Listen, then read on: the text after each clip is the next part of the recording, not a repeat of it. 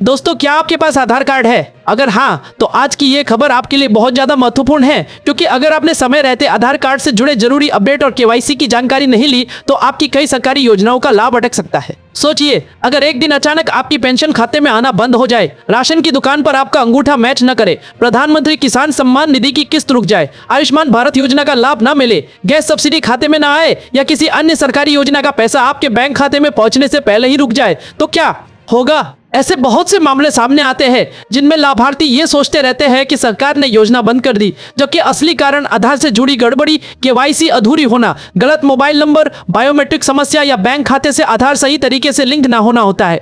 इसलिए इस वीडियो को आखिर तक जरूर देखें, क्योंकि आज हम विस्तार से समझेंगे कि आधार कार्ड से जुड़े कौन कौन से जरूरी नियम हैं, किन गलतियों से सरकारी योजनाओं का लाभ रुक सकता है, आधार केवाईसी क्यों जरूरी है, समय पर अपडेट नहीं कराने से क्या नुकसान हो सकते हैं और किन बातों का ध्यान रखकर आप भविष्य की परेशानी से बच सकते हैं। दोस्तों, सबसे पहले यह समझना जरूरी है कि आज के समय में आधार कार्ड केवल एक पहचान पत्र नहीं रह गया है। अब यह देश की अधिकांश सरकारी योजनाओं, बैंकिंग सेवाओं और प्रत्यक्ष लाभ हस्तांतरण यानी डीबीटी व्यवस्था का एक महत्वपूर्ण आधार बन चुका है।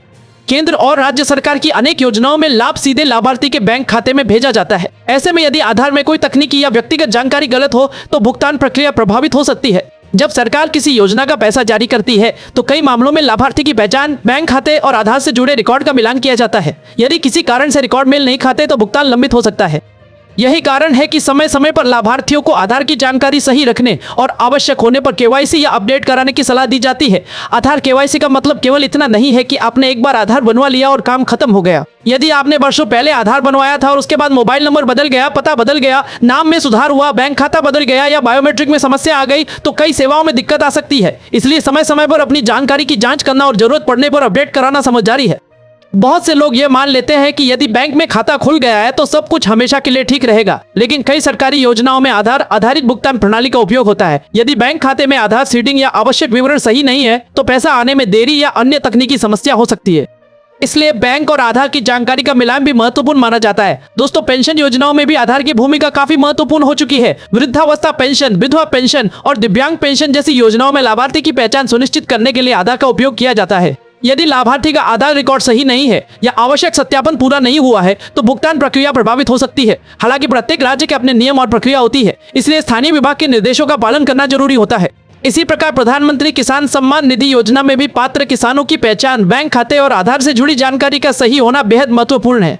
यदि आधार नंबर गलत दर्ज हो गया हो, नाम में अंतर हो या ई केवाईसी जैसी आवश्यक प्रक्रिया पूरी न हुई हो तो किस्त आने में समस्या हो सकती है। इसलिए किसान भाइयों को समय समय पर अपने रिकॉर्ड की जांच करते रहना चाहिए। राशन कार्ड से जुड़ी व्यवस्था में भी कई राज्यों में आधार प्रमाणीकरण का उपयोग किया जाता है। यदि उचित मूल्य की दुकान पर अंगूठे का सत्यापन सफल नहीं होता या रिकॉर्ड में तकनीकी समस्या होती है तो लाभ लेने में कठिनाई हो सकती है। ऐसी स्थिति में संबंधित विभाग द्वारा उपलब्ध वैकल्पिक प्रक्रिया का उपयोग किया जा सकता है और आवश्यक सुधार कराया जा सकता है। बहुत से लोगों के साथ ये भी होता है कि उनका मोबाइल नंबर वर्षों पहले बदल चुका होता है, लेकिन आधार में पुराना नंबर दर्ज रहता है। जब किसी सेवा के लिए ओटीपी भेजा जाता है तो वह पुराने नंबर पर चला जाता है और व्यक्ति अपनी पहचान सत्यापित नहीं कर पाता। इससे ऑनलाइन सेवाओं का उपयोग करने में कठिनाई हो सकती है। इसलिए यदि मोबाइल नंबर बदल गया है तो उसे आधार में अपडेट कराने पर विचार करना चाहिए।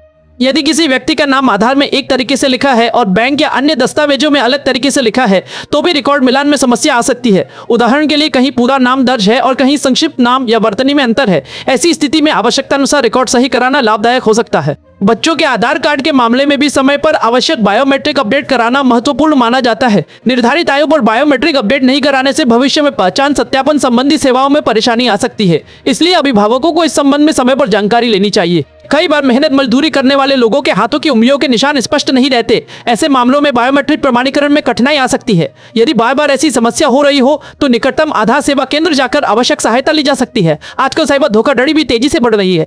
कई लोग आधार अपडेट, केवाईसी या योजना का लाभ दिलाने के नाम पर फोन करके ओटीपी मांगते हैं या निजी जानकारी लेने की कोशिश करते हैं।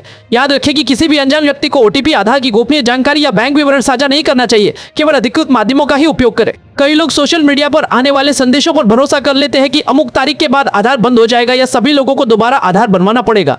ऐसी अफवाहों पर विश्वास करने से पहले हमेशा आधिकारिक सूचना की जांच करनी चाहिए।